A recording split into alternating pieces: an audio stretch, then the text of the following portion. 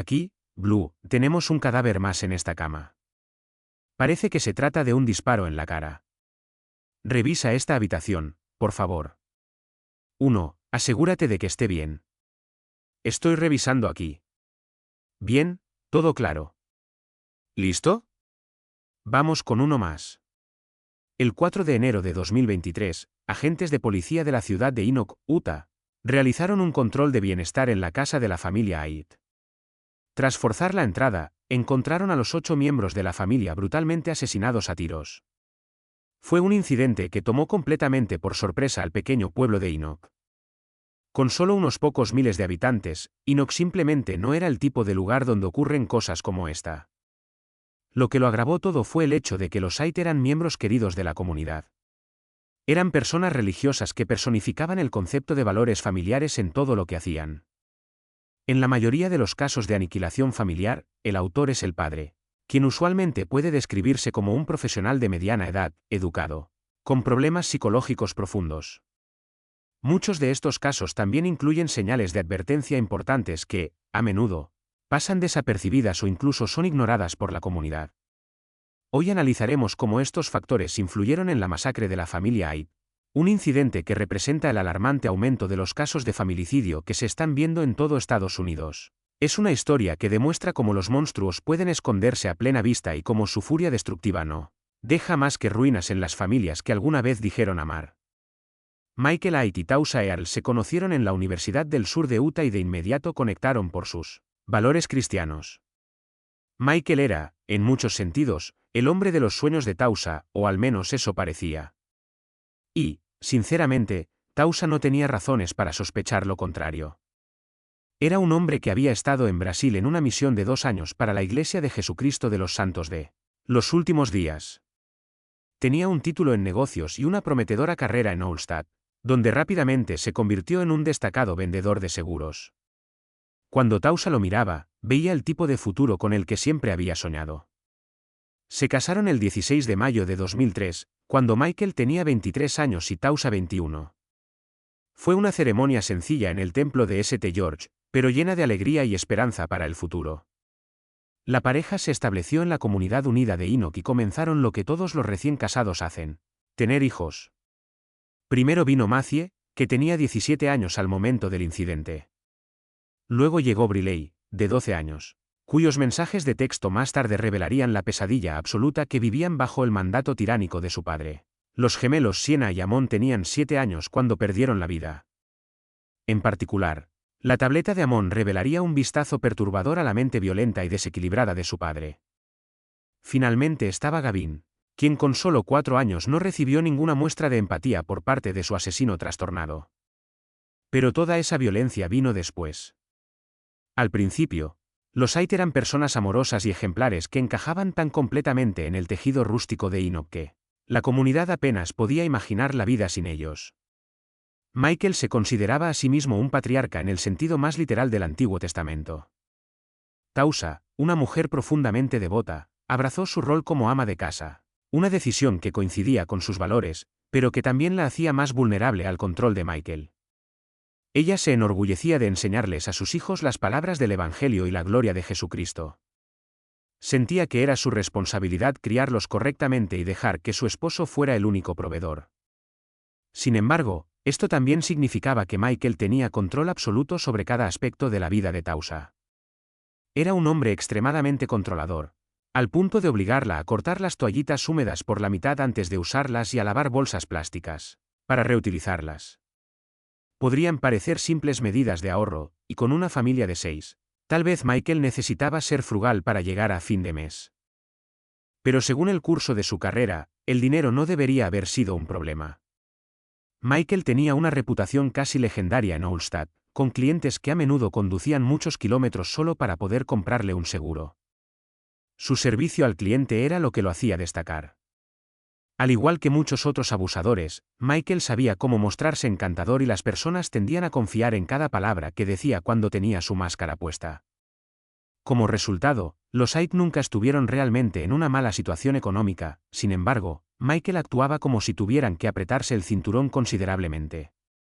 Justo antes de Navidad de 2022, recibió una gran bonificación de su empleador. Era el tipo de dinero que la mayoría de las personas usaría para llevar a su familia de vacaciones, pagar los frenos dentales de sus hijos o tal vez hacer renovaciones en la casa familiar. En el caso de los Said, nadie supo realmente a dónde fue ese dinero. Definitivamente no se usó para comprar regalos de Navidad para los niños, porque cuando se tocó el tema, Michael le dio a Tausa un total de $500 para comprar obsequios para todos los hijos. En este caso, Tausa demostró lo ingeniosa que podía ser. Logró conseguir regalos que sus hijos realmente disfrutaron y, esencialmente, salvó la Navidad por sí sola. Su esposo no hizo nada para ayudar, algo que probablemente enfadó a Tausa, pero ella concentró sus energías en asegurarse de que sus hijos disfrutaran esa época especial del año. Este no fue el único momento en que Tausa tuvo que depender de su propia creatividad. Michael odiaba gastar dinero, incluso en gastos necesarios. En una ocasión, notó que la mesa del comedor estaba rayada y reaccionó con furia, culpando a los niños por su falta de disciplina. Tausa, por su parte, salió a comprar algunos materiales con su propio dinero y reparó la mesa ella misma. Esto también fue un acto arriesgado, porque Michael no dudaba en demostrar su ira si ella gastaba más de lo que él le permitía. Le asignaba $300 para los víveres y ni un centavo más. Cuando una vez Tausa gastó $30 adicionales para reemplazar una alfombra, él explotó con furia, diciendo que ella debía haber comprado menos víveres o compensado de otra manera esos $30 extra. No hay duda de que Michael disfrutaba tener ese poder sobre su esposa. Al menos, lo presumía cada vez que podía. En algún momento del matrimonio, Michael le quitó a Tausa el teléfono y las llaves del coche con el único propósito de hacerla más dependiente de él. A principios de 2022, le compró un auto nuevo, pero le dijo al vendedor que solo le permitiría conducirlo si se ganaba ese privilegio. Vale la pena mencionar que Tausa ya había echado a Michael de la casa una vez después de cansarse de sus actos abusivos.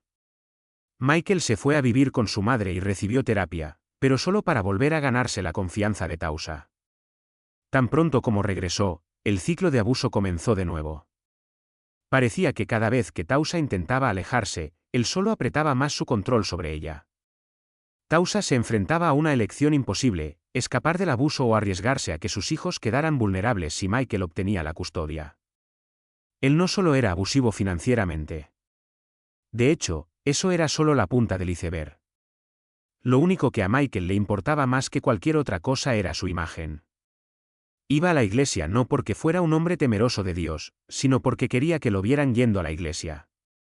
Quería que los miembros de la comunidad lo vieran como un patriarca recto, un defensor de la institución familiar, un proveedor que nunca permitía que sus hijos carecieran de algo. El hecho de que fuera un tacaño de mal genio no era algo que permitiera que nadie fuera de su familia viera. Y en cuanto a la familia, simplemente tenían que soportarlo.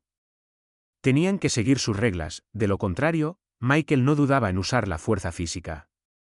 La persona que más sufrió su ira violenta fue probablemente Matthew. La mayoría de los padres tratarían a su hija mayor como a una princesa. Serían ferozmente protectores, y verla llorar sería como un cuchillo retorciéndose en su propio corazón. En el caso de Michael, parecía disfrutar cada oportunidad para hacer llorar a su hija. Y no lo hacía solo con palabras. Le causaba dolor físico real. Según los informes, el abuso físico comenzó en 2017, cuando Matthew tenía apenas 11 años. Es difícil entender cómo alguien puede sentir ira hacia una niña tan joven, especialmente una descrita como inocente y amable como Matthew. Pero para el monstruo que era Michael, eso parecía surgirle con naturalidad. En 2020, Michael llegó al extremo de estrangular violentamente a su hija, al punto de que ella pensó que iba a morir. Aunque tenía solo 14 años, Matthew sabía que no era algo que debería soportar, así que presentó un informe policial.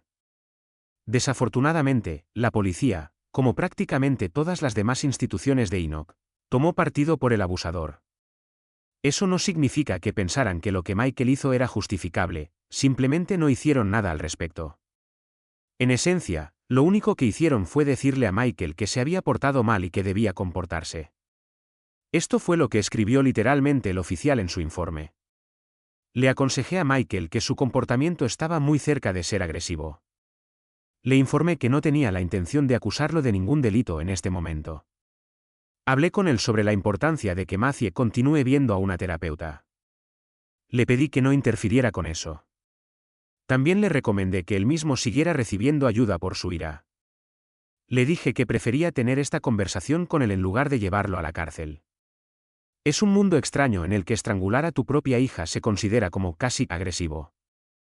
Más extraño aún es que no se presentaran cargos. Por supuesto, esta no sería la última vez que los supuestos protectores de la comunidad no ayudarían a las personas que Michael estaba aterrorizando.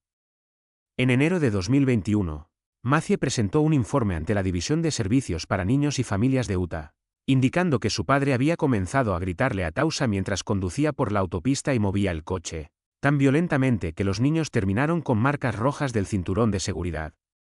El informe también señalaba que había arrojado a Matthew de cabeza contra un sofá. La agencia, al parecer, ni siquiera aceptó el informe. El 8 de diciembre de 2022, Matthew presentó otro informe al DCFS, afirmando que su padre había tirado a Amon al suelo. Los agentes llegaron a la casa de los Said, pero se marcharon sin entrevistar a nadie. Lo único que hicieron fue decirle a Matthew que llamara a la policía si se sentía insegura. El año 2022 fue especialmente deprimente para Matthew.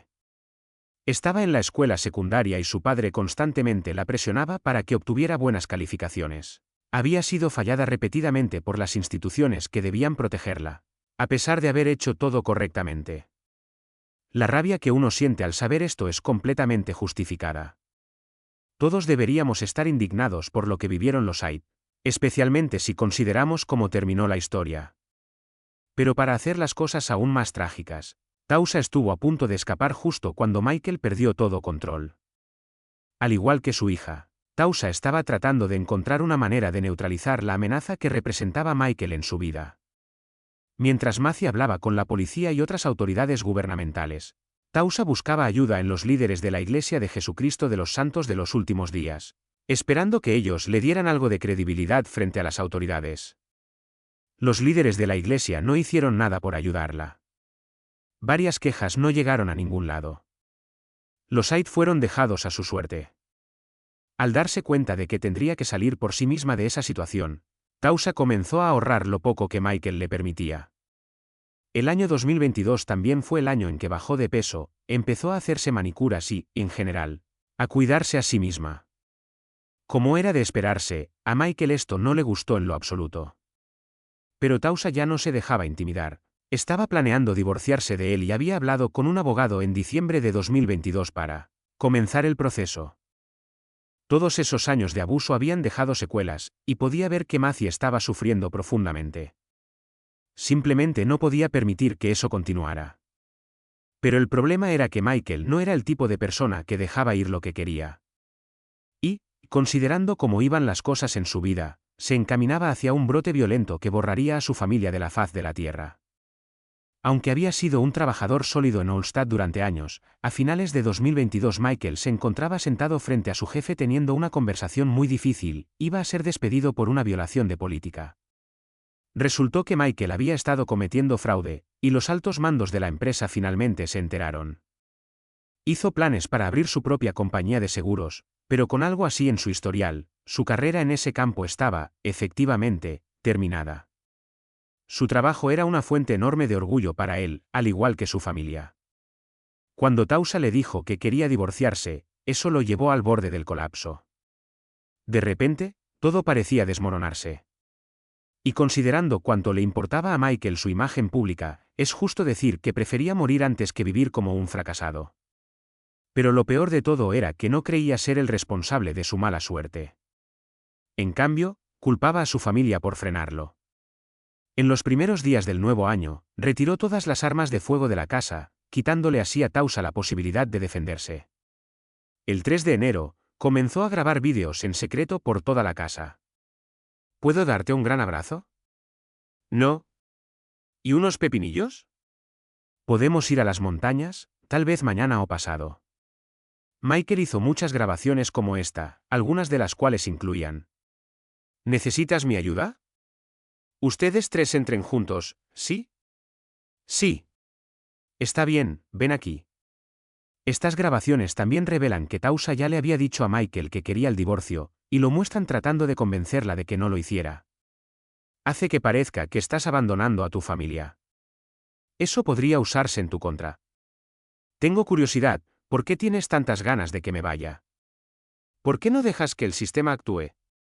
Nuestros hijos, especialmente los mayores, han mencionado que cuando estás aquí, todo es más tenso.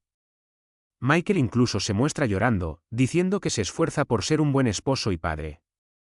Trato de proveer y de ser un buen esposo para ti, y lo siento si he fallado. Por su parte, Tausa es muy clara en que no va a tolerar más el abuso. Necesitas ayuda. Espero que puedas obtenerla, y quiero que lo hagas. Te he dicho que merezco un trato mucho mejor. Tú siempre cierras esa conversación. No tengo voz, Mike, no tengo voz. Ahora tendré libertad. Alrededor de las 3 de la madrugada del 4 de enero, pocas horas después de que Tausa le dijera claramente a Michael que su matrimonio había terminado, los vecinos reportaron haber escuchado una serie de ruidos fuertes. Pensaron que eran fuegos artificiales, pero la verdad era que Michael acababa de asesinar a toda su familia. A la mañana siguiente, una amiga con la que Tausa tenía una cita llamó a la policía para solicitar un control de bienestar cuando ella no se presentó. Estoy un poco preocupada. Teníamos una cita programada, pero no vino, y ella nunca falta. Creo que la violencia ha sido más con los niños, pero también la ha agredido a ella. Él se negaba a abandonar la casa y por eso ella iba a presentar una orden para que lo echaran. Más tarde, también se solicitó un control de bienestar para Michael cuando él no acudió a sus citas. Esto llevó a la policía a dirigirse a la residencia de los Said, donde encontraron los restos de la familia. Otro disparo en la parte posterior de la cabeza. Víctima abajo. ¿Policía? Si estás aquí, identifícate. 2, 4, 6 puertas a la derecha. Alto ahí. ¿Listo?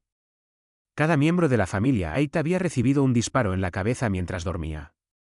Por alguna razón, Amon, de 7 años, fue baleado varias veces, lo que indica que Michael quizás sentía un odio especial hacia su hijo del medio. La presencia de fragmentos de dientes en la pared también sugiere que Michael no logró matarlo con el primer disparo, lo que obligó a Amon a intentar arrastrarse antes de que su padre le diera el tiro de gracia. Tras masacrar a su familia, Michael fue a la sala de ejercicios y se disparó en la cabeza. Dejó una nota de suicidio culpando de todo a Tausa, diciendo que ella había sido manipuladora y no apreciaba todo lo que él hacía. La comunidad quedó conmocionada. Pero lo más indignante de esta historia, lo que puede hacerte perder la fe en la humanidad, fue la respuesta de las autoridades locales durante la conferencia de prensa. Habíamos estado involucrados en algunas investigaciones con la familia hace un par de años. En este momento prefiero no entrar en detalles, pero sí, conocíamos a la familia. ¿Hubo algo reciente desde que se presentaron los papeles del divorcio? ¿Alguna orden de protección? Nada reciente de lo que estuviéramos al tanto. Sin rendición de cuentas. Sin vergüenza por haber ignorado las señales de advertencia. Una comunidad entera, que supuestamente actuaba como una familia, observó cómo un hombre violento se acercaba cada vez más a lo inevitable, y miraron hacia otro lado. No habrá justicia para Tausa, Matthew, Briley, Siena, Amon y Gavin. Una organización local de protección infantil lo expresó mejor que nadie. Si pensamos en Matthew ahora como una víctima de abuso infantil, ella hizo todo lo que el sistema le pidió. Y ahora, todo lo que tiene como resultado es una lápida de mármol con su nombre.